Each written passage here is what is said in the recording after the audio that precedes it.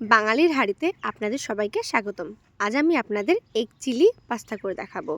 ওভেনে প্রথমে কড়াই বসিয়ে তাতে গরম জল বসিয়ে দেবো। গরম জল ফুটে আসলে ফুটন্ত জলে পাস্তা দিয়ে দেব এবং নাড়া দিয়ে তাতে সামান্য লবণ ও সাদা তেল দিয়ে দেব। এখন পাস্তা সেদ্ধ হওয়া পর্যন্ত অপেক্ষা করব।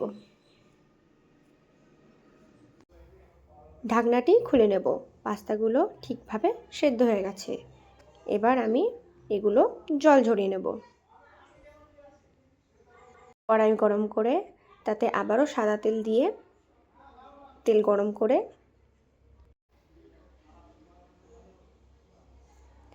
ডিমগুলো গুলিয়ে ভালো করে গরম তেলে ঢেলে দেব।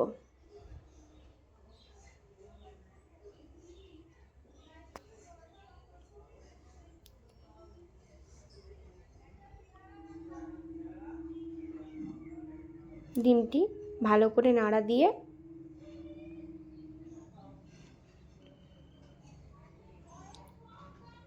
কুচো কুচো ভুজিয়ার মতো করে নেব। এটা ভালো করে নামিয়ে আবার ওভেনে কড়াই বসিয়ে তাতে আবারও তেল দিয়ে তেল গরম করে নিতে হবে। রসুন কুচি, আদা কুচি দিয়ে লঙ্কা কুচি দিয়ে দেব। টমেটো ও পেঁয়াজ কুচি দিয়ে দেব। সামান্য নাড়াচাড়া করে ভাজার অপেক্ষা করব। ভাজা হয়ে যাওয়ার পরে তার মধ্যে টমেটো সস ও গোলমরিচ গুঁড়ো দিয়ে দেব। এবার সয়া সস ও ভিনিগার অ্যাড করে দেব।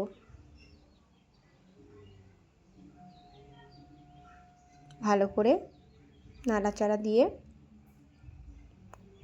সামান্য কষাতে হবে। কষানো হয়ে গেলে তাতে সিদ্ধ পাস্তাগুলো দিয়ে দেব। সিদ্ধ পাস্তার সাথে মশলাগুলো ভালো করে মিশিয়ে নেব। খুন্তির সাহায্যে ভালো করে নাড়া দিয়ে মশলার সঙ্গে মিশিয়ে নিতে হবে।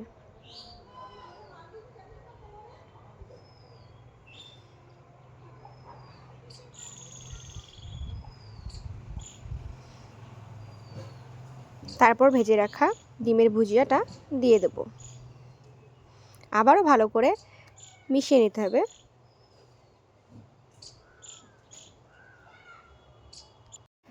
স্বাদ মতো লবণ দিয়ে দেব। ভালো করে আবার মিশিয়ে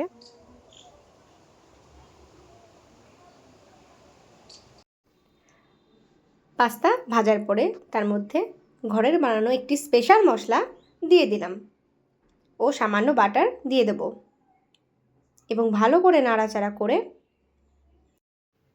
আজ আমার এগ চিলি পাস্তা তৈরি হয়ে গেল।